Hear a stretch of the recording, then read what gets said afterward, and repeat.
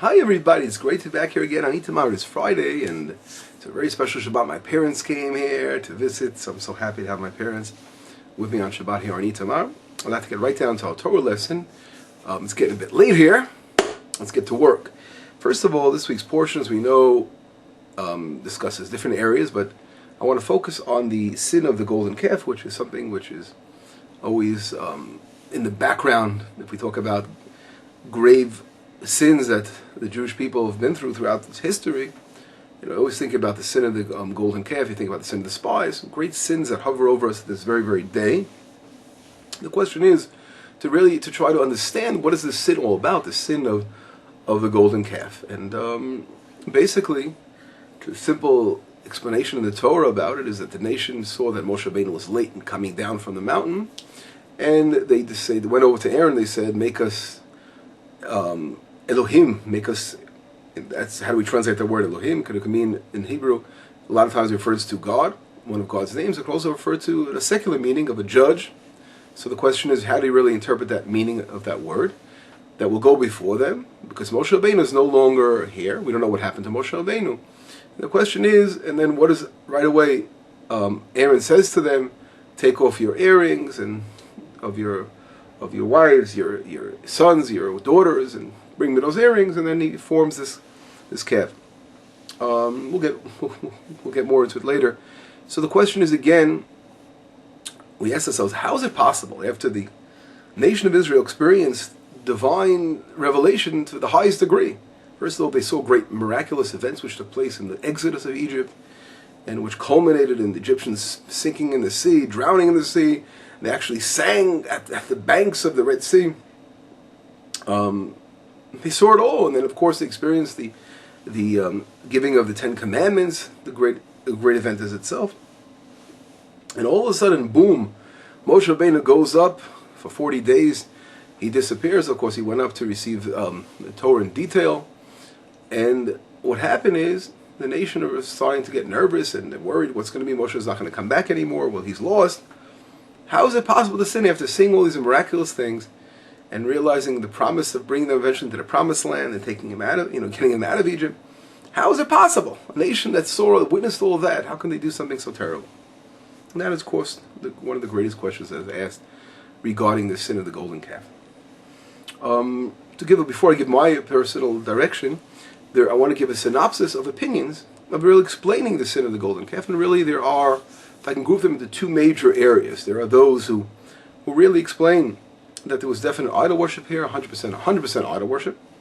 Right, in all cases it wasn't a kosher act, but there are Rashi's opinion, the Rambam's opinion. There's definite idol worship here. Okay? Rambam meaning Maimonides. Nachmanides says no, so we've got to be careful with making a mistake between Nachmanides and Maimonides. I'm talking about Maimonides. If you look at his introduction into the laws of idol worship, he brings down the development, how idol worship actually developed, and he talks about the different stages. I think I spoke about this last year. He spoke about the stages that actually led up to idol worship, and any kind of belief in intermediate, of course, is idol worship. And therefore that's what the Rambam explains right out. And here, obviously, this was some kind of intermediate. And Rashi is in that same direction. He says it right out in his commentary. We're talking about idol worship over here. And then it makes the question even greater. If it was real 100% idol worship, how is it possible to do such a terrible thing after seeing what they saw in the revelation they experienced, and according to those two opinions? And I'm going to really focus on trying to give an answer to that in a minute. But I'm going to go to the two. I would like to, of course, complete my synopsis of another direction, which is the direction of Rabbi Yehuda Levi, the author of the Kuzari, the Nachmanides, the Ramban, and the Ibn Ezra, and many others, Balei Tosafot. They explain that there really wasn't 100%, it wasn't idol worship act here. And this is also divided into two opinions. According to the Nachmanides, it wasn't at all, it had nothing to do with God, the whole doing of this calf.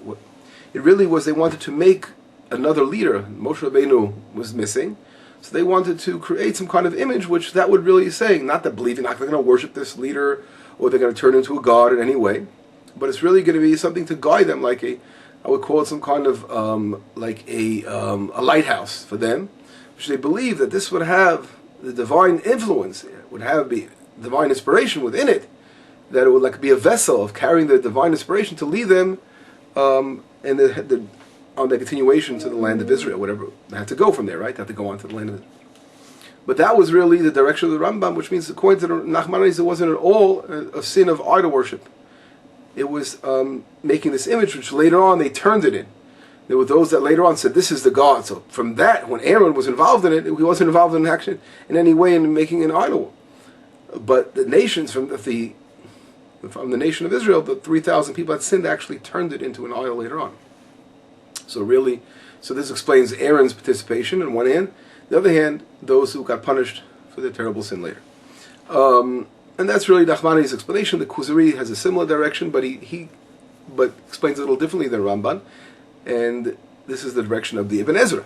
And they say that they wanted some kind of way of worshiping God in a physical form, a materialistic form. What does it mean? They didn't worship the idol. The idol was, they didn't believe that was God. They believed that there's one God, but they wanted some kind of intermediate, that God will go through that intermediate thing. And they would actually, through that egel, through that calf, they would connect themselves to God, but they would know that there's only one God. So here, this wasn't 100%, they define it as not as idol worship, but it was, of course, an illegal act, since it wasn't worshiping God directly through an intermediate, which we're not allowed to do as well. And this is explanation of the Ibn Ezra, and again the Kuzari. So of course it makes it a much less of a sin than it was.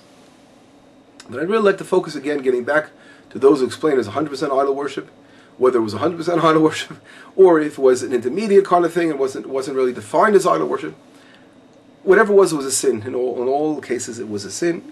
It wasn't the right thing to do in any way, because it was a lack of faith, of knowing, not believing that Moshe Rabbeinu was supposed to return, he was going to lead the nation. And of course, and those actually turned it into an idol. How can they actually believe this is God? It doesn't make sense in any way. So I read something very interesting this week in a different area, but I thought of connecting those two concepts. As we know, we're getting ready for Pesach, and one of the important laws involved in Pesach is doing a b'dika, a searching for the chametz, which we do on the eve of the 14th, which is the eve of Erev Pesach, the eve of Pesach, which is on the 14th day of Nisan. And what do we do at night? We have to take a candle, and of course, you can't use a torch, it can't be done by sunlight, you have to use a candle. And the candle we search out for the chametz, and then the following day, and then we actually burn the chametz, called bi'ur chametz. This is a very special mitzvah we do every single year. It's a family thing, as the family gets together and we search together, and you have to really, can't play games with this, you have to really search for that chametz, and that's the mitzvah called bi'ur chametz. And so yesterday I read an explanation by the Bala Nitivot. He says something very interesting.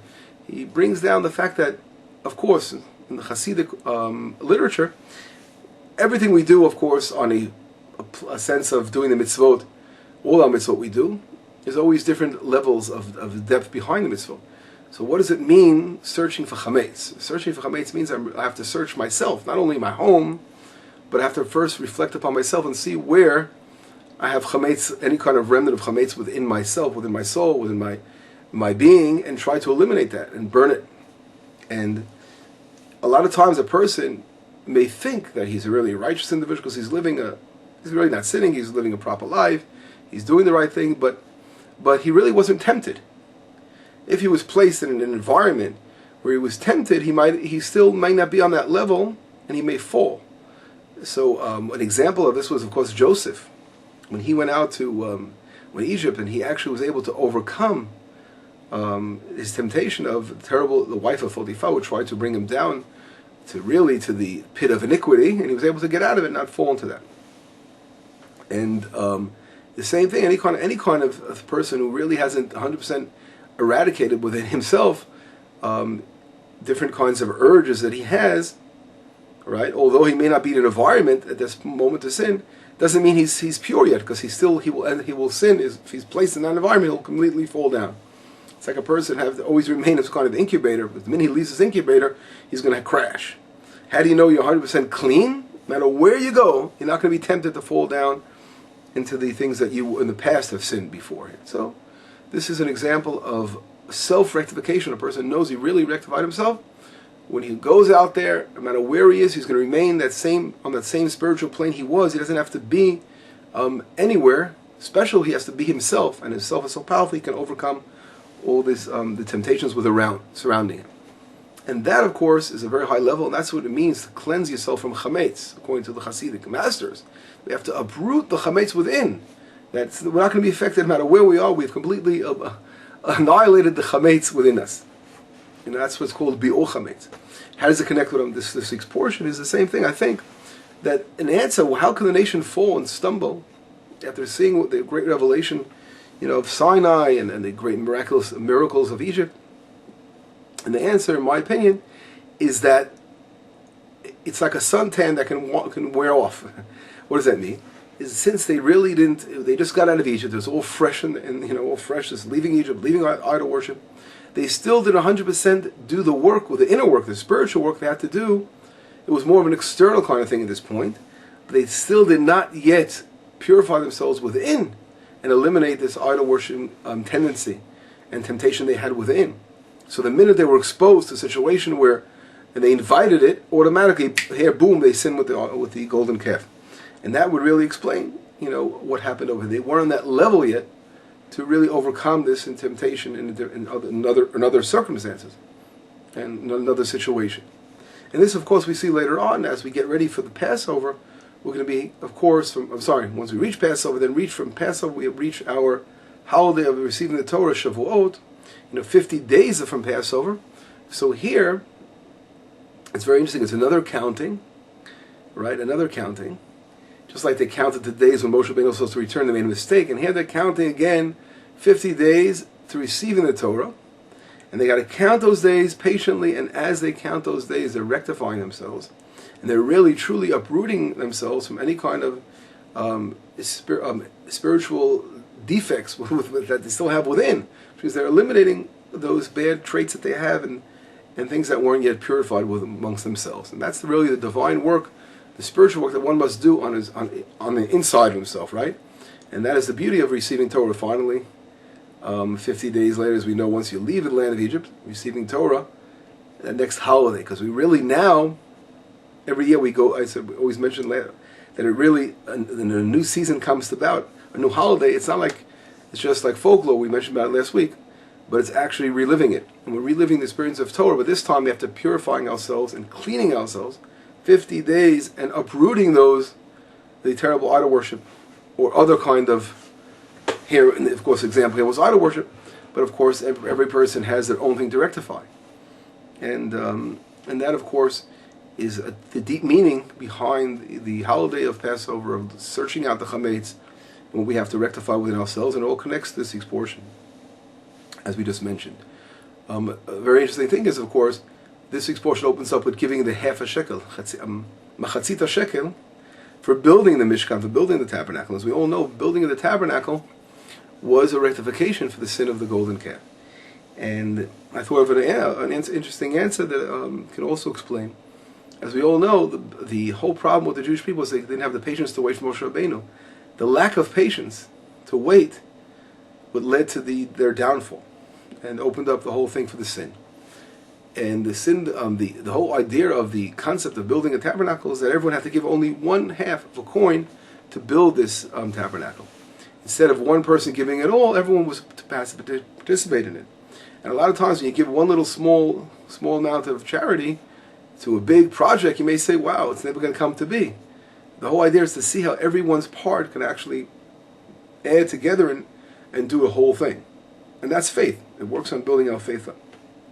And that's really the whole message of the tabernacle, is to realize that we have to always work on our faith, believe in ourselves, and believe how one little step forward will add to an entire picture of rectification, of building. And that's another great message behind the whole thing of the tabernacle itself. And of course, why we have to give the machzita shekel, why we have to give this half a shekel. Of course, there are other opinions that the half a shekel represents the Moshe Rabbeinu said he's going to come back by the 6th hour, which is half a day. It's brought down in the Midrash. But it all connects together. We have to always think about the sin that was made when they fell into this. Again, they didn't rectify within, and now they have to really build on their faith and actually take this faith, which was an external thing they saw on the outside, they really believe enough within. If they believe enough within, they wouldn't have fallen into that terrible, terrible sin. And therefore, through the giving of the machzit shekel from this half a shekel, they're working on their faith, realizing how this will actually add up to a large sum and will build the tabernacle in itself.